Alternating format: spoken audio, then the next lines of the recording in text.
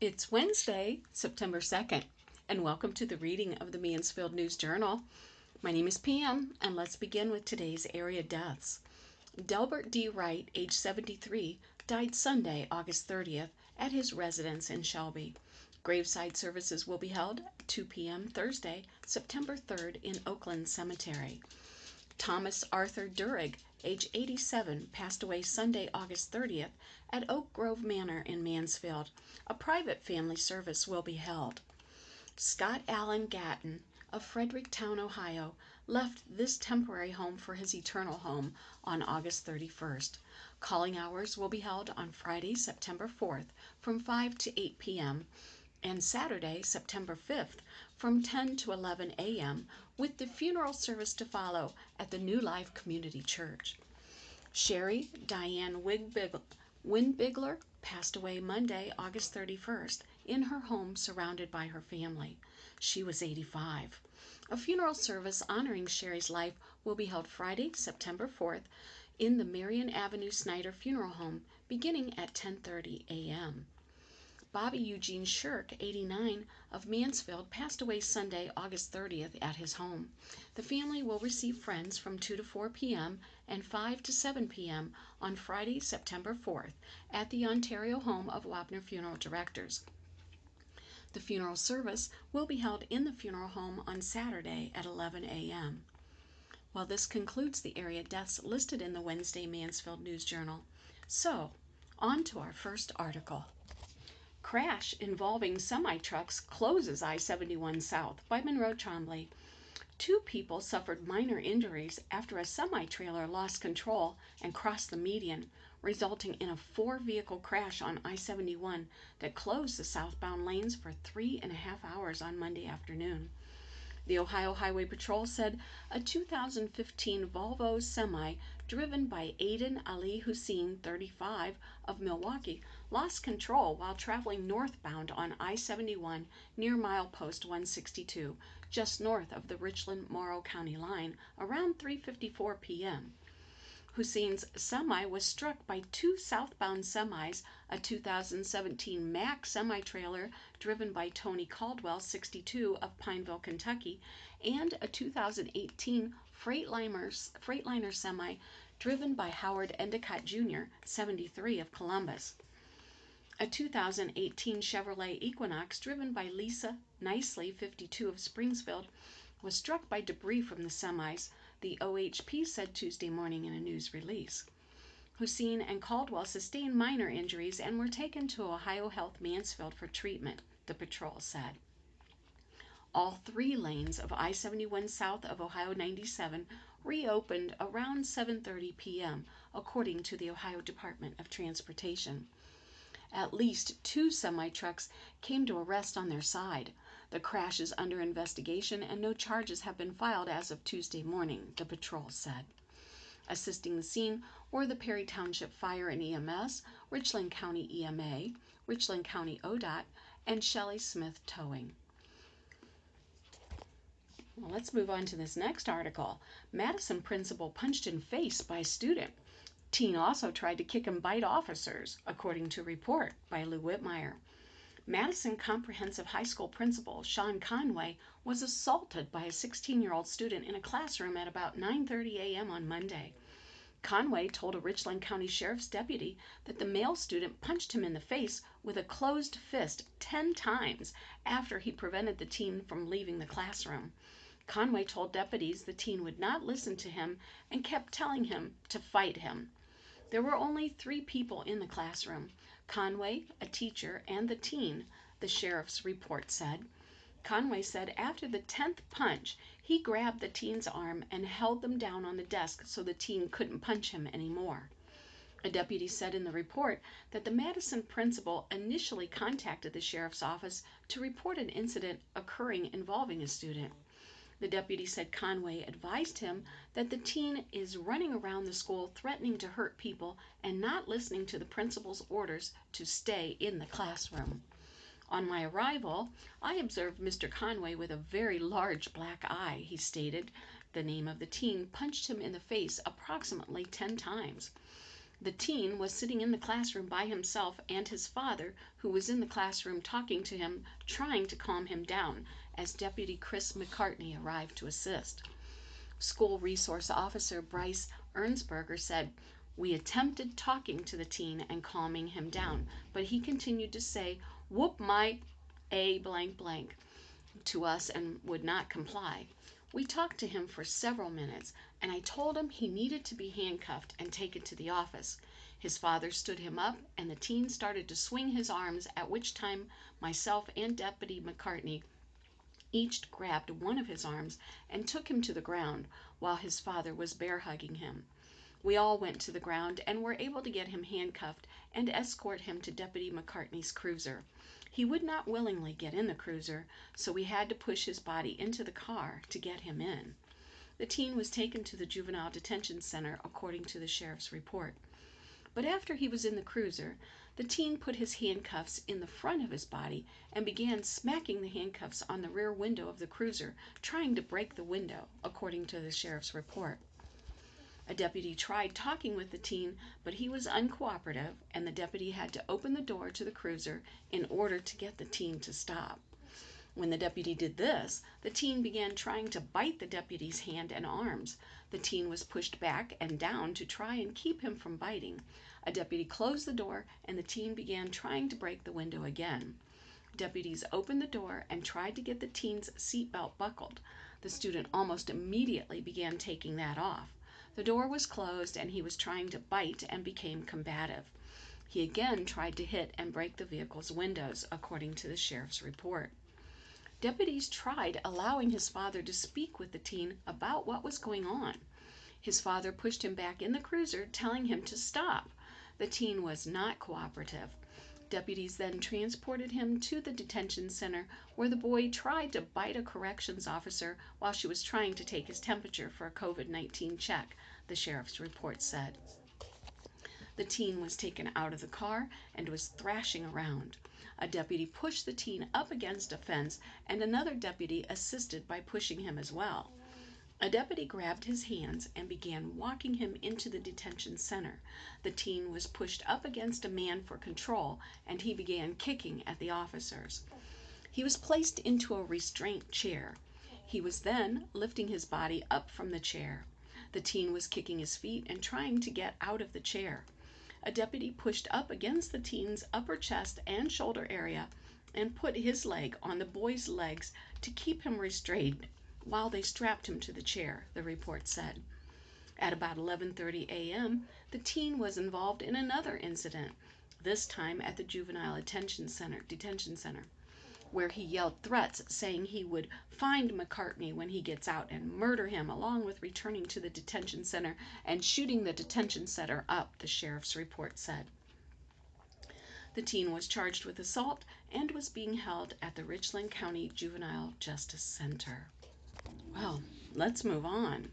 Land Bank approves the bid to demolish a hotel, by Mark Cotto. The former Plymouth Hotel could start coming down on Monday. At an emergency meeting Friday morning, the Richland County Land Bank accepted a bid for demolition from the DNR Demolition based in Bowling Green. The deal is contingent upon DNR working out an agreement with Kelly McCoy, who owns a room on the former hotel's first floor and has been renovating the adjoining property with plans to open a bar. Friday's meeting started a little late while the land bank waited for a bid. "The price is excellent, much less than I thought," manager Amy Hamrick said of the bid from DNR. "They're between $140,000 and $165,000. Since it was still a draft pending an agreement between DNR and McCoy, Hamrick recommended adding 20% to the bid amount, making it up to $190,000.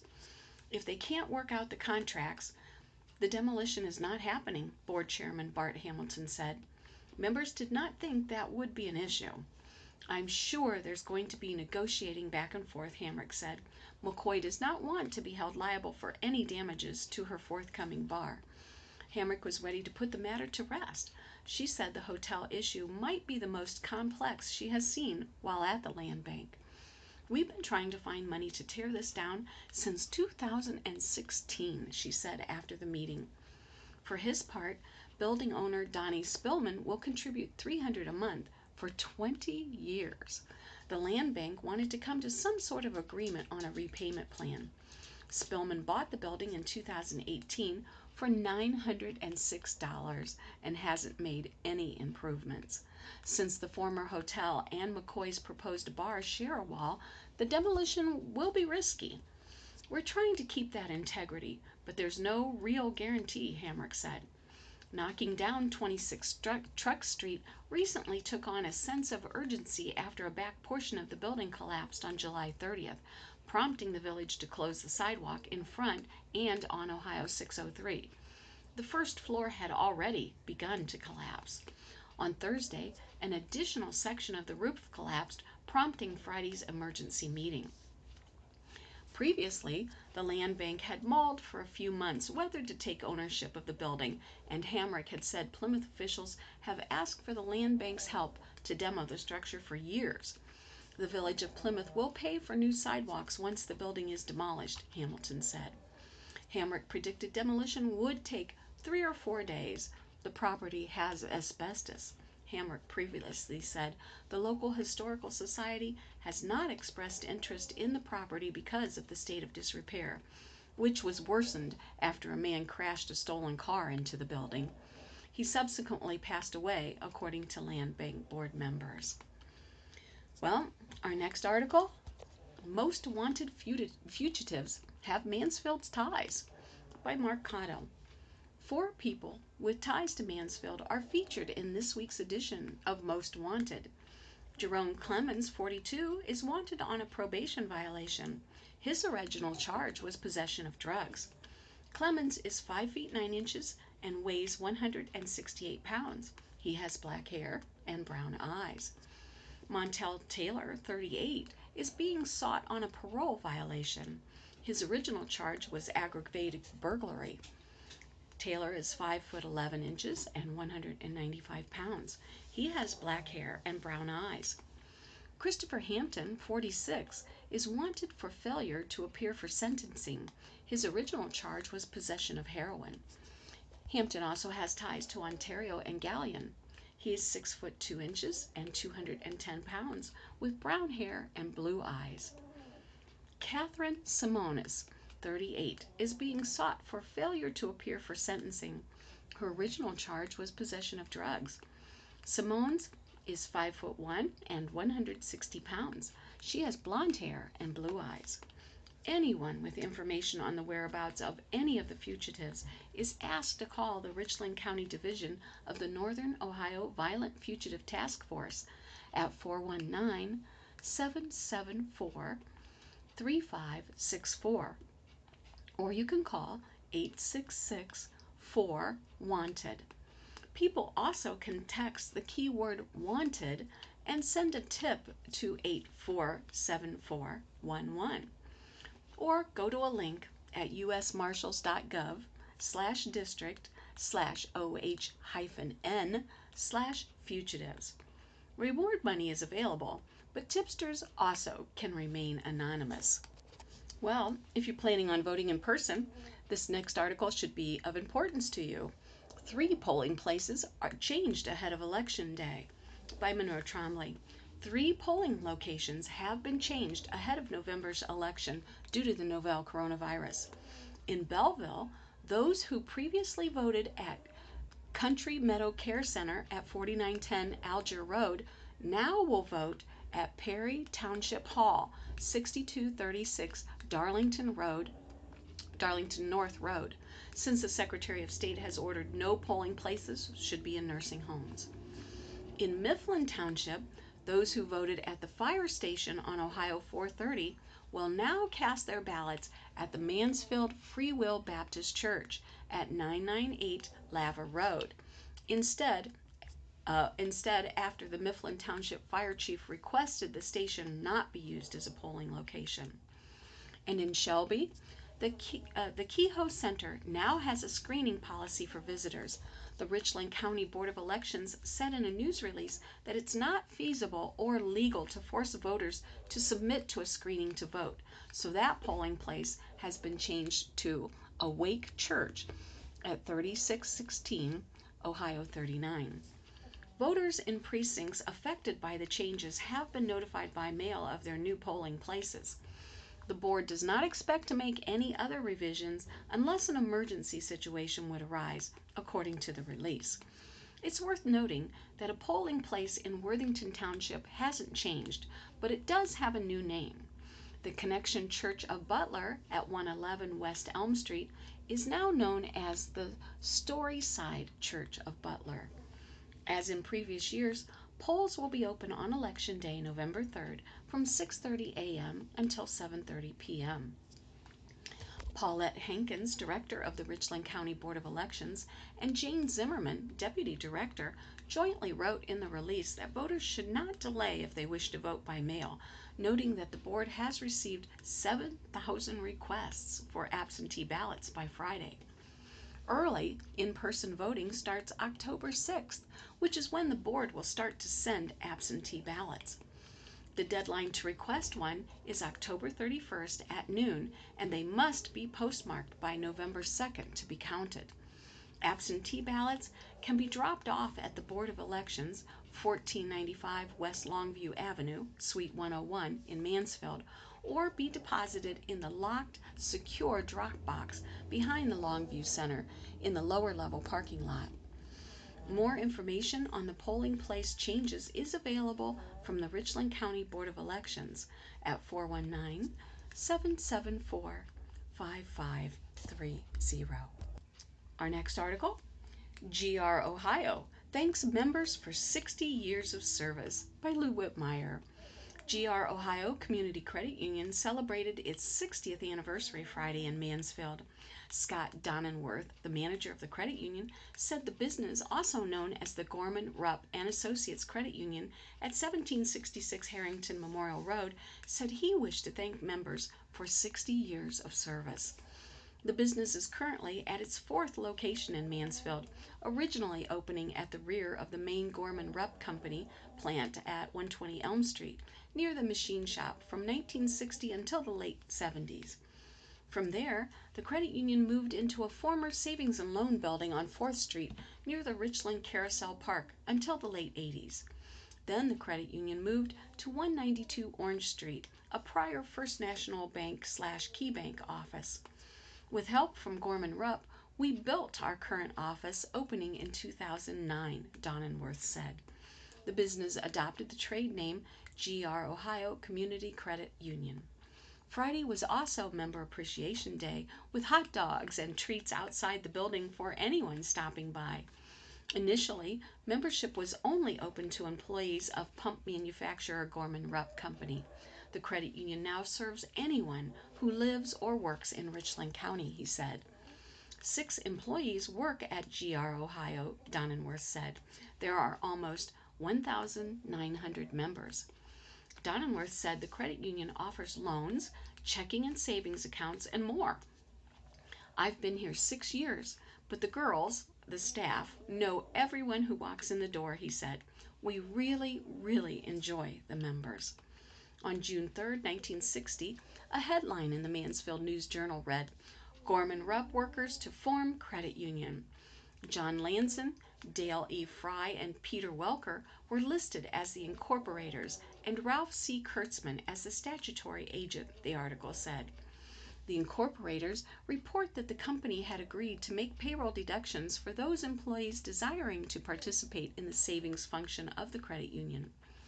Participating employees will also be eligible to apply for loans through the credit union, the News Journal reported. The credit union was formed for employees of both Gorman Rupp Company in Mansfield and Gorman Rupp Industries, Inc. in Belleville. Well, our next article is titled, Tiro Man Arrested, Drugs, Guns, and Cash Seized, by Lou Whitmire.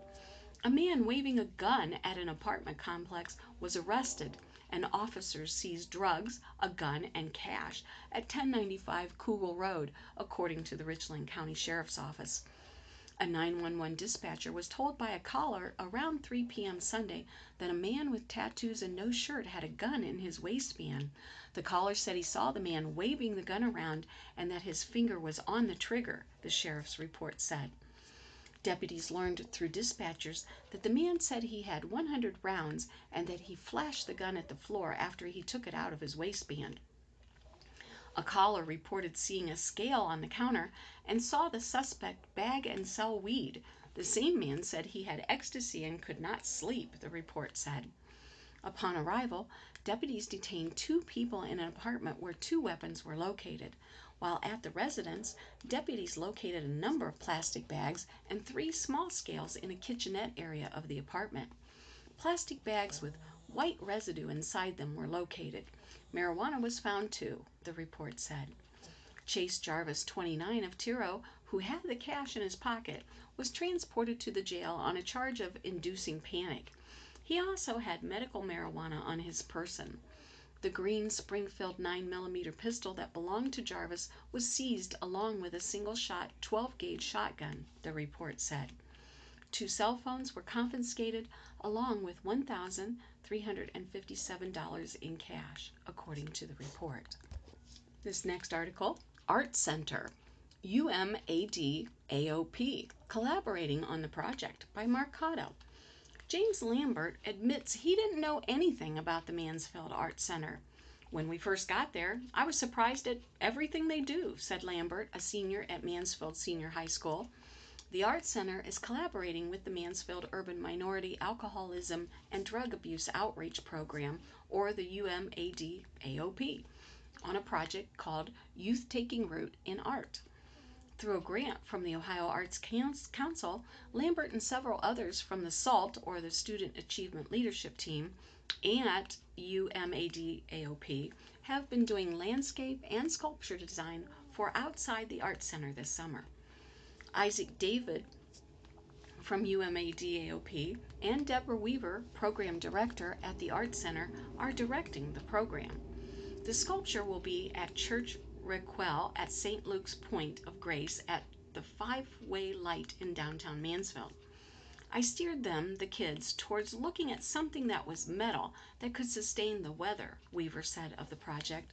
Weaver said the space at the church is intended to be a refuge. The kids morphed that into understanding what direction you want to go in life, she said. They decided on a compass with hieroglyphics representing the elements of nature. You have to know what direction you're going before you start following anybody, Weaver said of the idea. I like that they put so much thought into it. At first, Weaver said the kids were skeptical of the project. They didn't think the Mansfield Art Center was for them, she said. Seth Miller, another senior at Mansfield Senior, said he is interested in taking classes at the Art Center now that he knows about the facility. I'm into an art portfolio class at the school, Miller said. Miller and fellow senior William Meadows were on hand Friday morning with fellow SALT members Lambert and Nate Kosick. Miller and Meadows also played for the Tiger football team, the defending state runner-up in Division III. They couldn't help but look ahead to Friday night's season opener at West Holmes. Meadows and Lambert both mentioned helping the community through this project. Mansfield needs something, Meadows said, adding he appreciates getting the chance to show his creativity. Kosick, who is out of school, agreed. I'm creative, but I wouldn't say I know anything about art, he said. He said he hasn't seen too many sculptures like this one around Mansfield. Weaver said the project incorporates STEAM concepts, including math. The compass, which will be 8 feet high, will sit on a 3D wheel on a track. We're closing in on a design, Weaver said. We'll start building next month. It will probably take quite some time. She added more students will be brought in during the school year. Lambert said they've made a lot of progress this summer. It took a lot of time to get where we are now, he said. I've always been told that art can come in many different forms. David, the Youth Workforce Developmental Coordinator at UMAD AOP, said the project gives the kids a sense of community. It goes along with what the SALT program stands for, which is being good stewards of our community, David said. Taking part in the project could also help them with future employment. Susan Gentile, Director of Marketing and Development at the Art Center, said, the kids are learning such life skills as team building and problem solving. Gentile wrote the project grant. It's very empowering, she said. Kids that go through a process like this are 25% more likely to go into higher learning. We gave them a project that was difficult but achievable. David added, "It's an awesome collaboration." Well, let's move on to local briefs. Sewer work forces a road closing. In Mansfield, Carpenter Road from Glessner Avenue to Marion Avenue is closed for sewer repairs. It's expected to reopen by the end of the workday on Tuesday. Traffic is advised to plan an alternate route to avoid possible delays. In addition, Eveline Drive from West Straub Road to Sequoia Lane is closed for water main repairs. It's expected to reopen by the end of the workday on Friday. COVID-19 Impact Scholarship now available. In Ontario, the Ohio District 5 Area Agency on Aging, Inc. has announced the COVID-19 Impact Scholarship Program for college students who have been impacted by the COVID-19 pandemic.